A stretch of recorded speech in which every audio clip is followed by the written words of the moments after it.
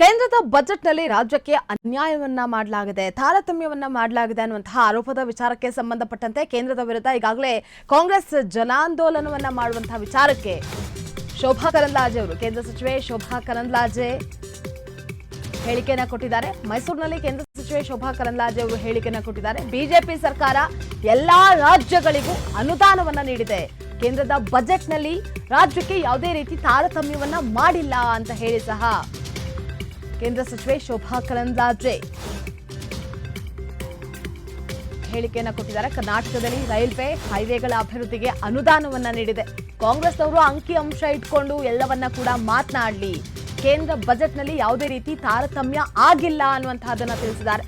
ಕರ್ನಾಟಕದಲ್ಲಿ ರೈಲ್ವೆ ಆಗಿರಬಹುದು ಅಥವಾ ಹೈವೇಗಳ ಅಭಿವೃದ್ಧಿಗೆ ಹೆಚ್ಚಿನ ಅನುದಾನವನ್ನು ಸಹ ನೀಡಿದೆ. ಕಾಂಗ್ರೆಸ್ನವರು ಕೇವಲ ಮಾತನಾಡೋದಷ್ಟೇ ಅಲ್ಲ, ಅಂಕಿ ಅಂಶಗಳನ್ನ ಇಟ್ಕೊಂಡು ಮಾತನಾಡಲಿ, ನಾನು ಕೂಡ ಅಂಕಿ ಅಂಶಗಳ ಜೊತೆಗೆ ಉತ್ತರವನ್ನ ನೀಡ್ತೀನಿ ಅಂತ ಹೇಳಿ ಕಾಂಗ್ರೆಸ್ನ ವಿರುದ್ಧ ಕೇಂದ್ರ ಸಚಿವೆ ಶೋಭಾ ಕರಂದ್ಲಾಜೆ ಕಿಡಿಯನ್ನ ಸಹ ಕಾರಿದ್ದಾರೆ. ಇದೇ ವಿಚಾರಕ್ಕೆ ಸಂಬಂಧಪಟ್ಟಂತೆ ಮೈಸೂರಿನಲ್ಲಿ ಅವರು ಮಾತನಾಡಿದ್ರು ಮಾಧ್ಯಮದೊಟ್ಟಿಗೆ. ಶೋಭಾ ಕರಂದ್ಲಾಜೆ ಅವರು ಆ ಸಂದರ್ಭದಲ್ಲಿ ಹೇಳ್ತಾ ಇದ್ರು, ಏನು ಕರ್ನಾಟಕಕ್ಕೆ ತಾರತಮ್ಯವನ್ನ ಮಾಡಲಾಗಿದೆ, ಕರ್ನಾಟಕಕ್ಕೆ ಕೇಂದ್ರದ ಕೊಡುಗೆ ಏನೂ ಇಲ್ಲ ಅನ್ನುವಂತಹ ವಿಚಾರಕ್ಕೆ ಸಂಬಂಧಪಟ್ಟಂತೆ ಮಾತನಾಡುವಂಥ ಸಂದರ್ಭದಲ್ಲಿ ಕಾಂಗ್ರೆಸ್ನವರು ಆರೋಪಗಳನ್ನ ಕೂಡ ಮಾಡ್ತಾ ಇದ್ರು.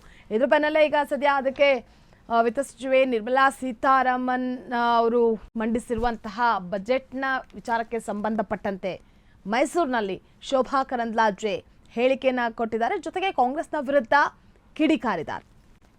ಅನ್ಯಾಯ ಆಗಿದೆ ಅವರು ತಿಳಿಸಬೇಕು. ಬಹಳ ಸ್ಪಷ್ಟವಾಗಿ ನಿರ್ಮಲಾ ಸೀತಾರಾಮನ್ ಅವರು ಮೊನ್ನೆ ಬೆಂಗಳೂರು ಬಂದಾಗ ಎಲ್ಲ ರಾಜ್ಯಗಳಿಗೆ ಕೂಡ ಅಲ್ಲಿ ಬಿಜೆಪಿ ಇರ್ಬೋದು, ಅಲ್ಲಿ ಬಿಜೆಪಿ ಇಲ್ಲದಿರ್ಬೋದು, ನಾವು ಒಂದು ಸೀಟ್ ಆದ್ರೂ ಗೆಲ್ಬಹುದು, ನಾವು ಒಂದು ಸೀಟನ್ನು ಗೆಲ್ಲದೇ ಇರ್ಬೋದು.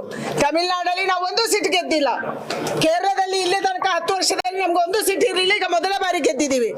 ಅಂತ ರಾಜ್ಯಗಳು ಸೇರಿ ಇವತ್ತು ರಾಜ್ಯದ ಹೈವೇಗಳಿಗಿರ್ಬೋದು, ರೈಲ್ವೆ ಯೋಜನೆ ಇರ್ಬೋದು, ಬೇರೆ ಬೇರೆ ಇಲಾಖೆಯ ಅಭಿವೃದ್ಧಿ ಕೆಲಸಗಳಿರ್ಬೋದು, ಇದಕ್ಕೆ ನಾವು ಡಬಲ್ ಹಣವನ್ನ ಕಳೆದ 10 ವರ್ಷದಲ್ಲಿ ಕೊಟ್ಟಿದ್ದೀವಿ. ಇವತ್ತು ದೇಶದಲ್ಲಿ ಯಾವ ಕೆಲಸವನ್ನ 50 ವರ್ಷದಲ್ಲಿ ಕಾಂಗ್ರೆಸ್ ಮಾಡಿತ್ತು ದೇಶದಲ್ಲಿ, ಅದನ್ನ 10 ವರ್ಷದಲ್ಲಿ ಮಾಡುವ ಪ್ರಯತ್ನ ನಾವು ಮಾಡಿದೀವಿ. ಹಣಕಾಸಿನ ಎಲ್ಲ ನೆರವನ್ನು ಕೂಡ ರಾಜ್ಯ ಸರ್ಕಾರಕ್ಕೆ ಕೊಡುವಂತದ್ದು ಮಾಡಿದ್ವಿ. ಅಂಕಿಅಂಶ ನಿಮ್ಮ ಮುಂದೆ ಇದೆ. ಇದರ ಬಗ್ಗೆ ನಾನು ಸಪರೇಟ್ ಆಗಿ ಬೇಕಾದ್ರೆ ಅಂಕಿಅಂಶಗಳ ಜೊತೆ ಮಾತಾಡ್ತೀನಿ. ಆದ್ರೆ ಕರ್ನಾಟಕ ರಾಜ್ಯಕ್ಕೆ ನ್ಯಾಯ ಕೊಡುವಂತ, ಕರ್ನಾಟಕ ರಾಜ್ಯದ ಎಲ್ಲ ಅಭಿವೃದ್ಧಿ ಯೋಜನೆಗಳಿಗೆ ನ್ಯಾಯ ಕೊಡುವಂತ, ದುಡ್ಡು ಕೊಡುವಂತ ಕೆಲಸವನ್ನ ಕೇಂದ್ರ ಸರ್ಕಾರ